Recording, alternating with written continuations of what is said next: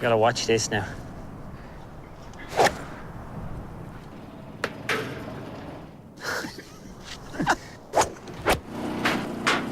Right in the roof. I like that he's just not flinching now. Where's he going? He's gone in behind the bushes. I think he really annoyed him now. That ain't gonna help him. He's on the move. 347, 349. Okay, give me the driver. It's right on him. Yes! He can run, but there's nowhere to hide.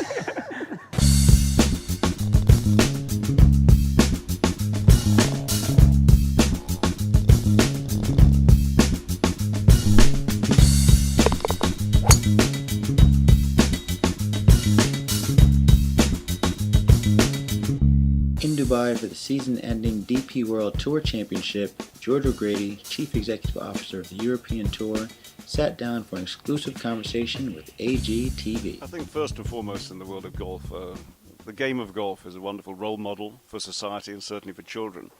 So as every country in the world recognizes the value of golf and golfers recognize the value of other countries, I think golf will continue to expand, continue to develop economies, continue to be good for big business, and certainly good for the individual golfer. If you go back a couple of years, the European Tour was the driving force in getting golf into the Olympic Games. You already see around the world so many different countries really getting behind the Olympic movement. We haven't had golf in the Olympic Games for so long now. It's coming in 2016. You can see the change in China, in India, in all the European federations and the amateur bodies. And suddenly many children are starting to take up the game, thinking one day, I may win an Olympic gold medal. The great thing is the coaching standards throughout the world have improved. We see here in Dubai where the European Tour has launched its new performance academy at the end of the driving range, a real state-of-the-art facility. So many other young children take the game up.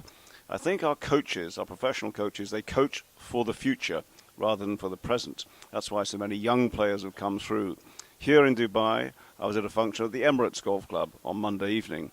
As I drove to it at the Margilis in the middle of the golf course, all the driving ranges were full of young people from Dubai playing golf and enjoying themselves. One on the range, two in the bunkers, three on the chipping greens and the putting greens, all having fun. Golf will be the game of a lifetime. I think we've had a difficult time in the last few years as the world recession has hit, certainly in the Eurozone countries in Europe. I think the world's coming out of that largely now. Golf and the European Tour in particular gives great value for money, gives credibility and visibility. When you have values like that, you will continue to bring really strong partners into play.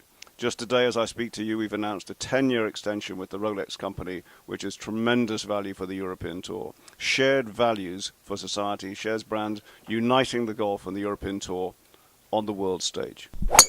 Well, I first came to Dubai 25 years ago for the first Dubai Desert Classic, when, of course, the Emirates golf course was in the desert, effectively. Now you see how Dubai has expanded. We've been consistent supporters of Dubai since that time. The race to Dubai was conceived and developed with the Dubai World Championship at the end of the year. It's wonderful now that they take the Challenge Tour Grand Final as well. The Dubai Desert Classic continues to be a benchmark for the region as well. It's brought Abu Dhabi in, brought Qatar in. All the other countries are looking at it. They've been a wonderful hub for the European Tour. I think over the next few years you're going to see it get even more so. In a way, there's already an informal world tour happening as we speak. The leading players tend to play in the similar tournaments for the big money events. Whether that becomes a formal world tour, time will tell. Certainly the PGA Tour, they've expanded strongly into China. They certainly have an event in Malaysia.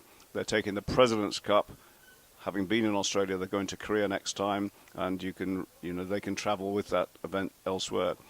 I think there'll be a lot of dialogue between the Asian Tour, the Australian Tour, all the tours, but led by the PGA Tour and the European Tour, and it will be a nice ambition, perhaps.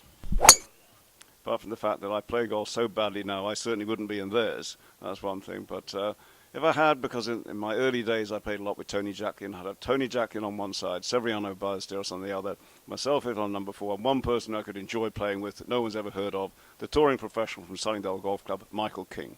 Thank you for talking. I'm George O'Grady, Chief Executive of the European Tour, watching AGTV, and thank you for your support.